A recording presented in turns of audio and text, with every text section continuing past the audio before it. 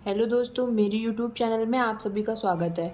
तो आज मैं आपको दिल्ली सल्तनत के राजवंश ट्रिक से याद करवाऊंगी, क्योंकि कभी कभी बहुत ज़्यादा कन्फ्यूजन हो जाता है और लाइन से बताना होता है कि एक क्रम से बताना होता है कि पहले कौन सा वंश आया फिर कौन सा आया।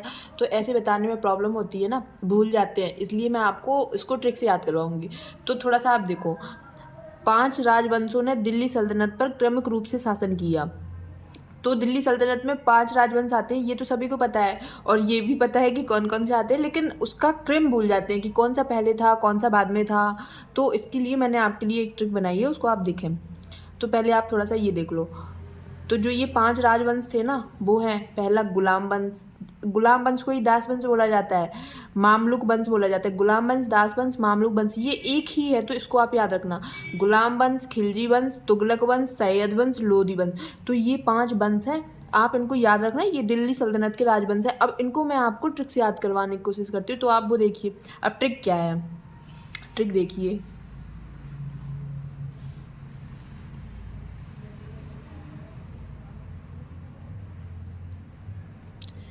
ए गुल खिलतू सैलो में। ठीक है, तो ट्रिक क्या है हम लोगों की, ए गुल खिलतू सैलो में, या फिर इतना याद रखो, गुल खिलतू सैलो में।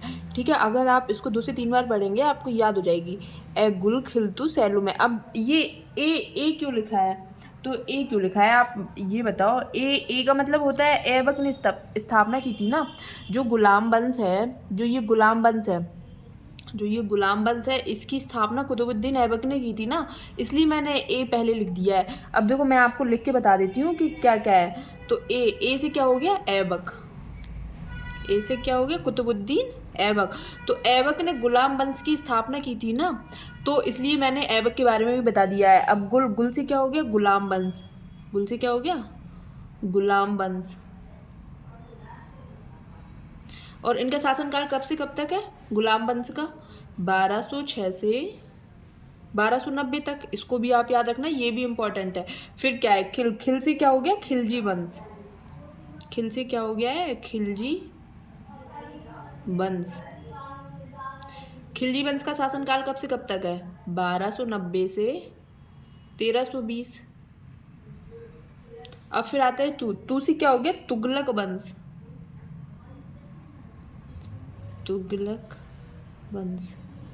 अब तुगलक वंश कब से कब तक रहता है, 1320 से 1414 तक। ठीक है, इसको याद रखना। अब फिर सैलो से क्या हो गया, जो ये सा है ना, इसमें मैंने साथ में लिख दिया, तो जो ये सा है, तो सा से क्या हो गया, सैयद वंश। दिखाई नहीं दे रहा है, सा से क्या हो गया, सैयद वंश। ठीक है, और जो ये ला है, ला से क्या हो गया, लोधी वंश।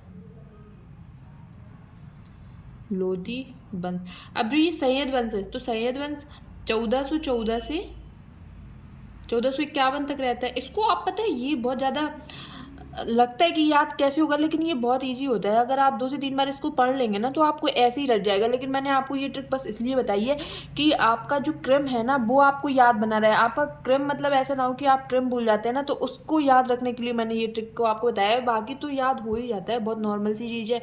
अब देखो लोधी वंश है, तो लोधी वंश का शासन काल कब से कब तक रहता है, तो देखो 1451 से 1526 तक।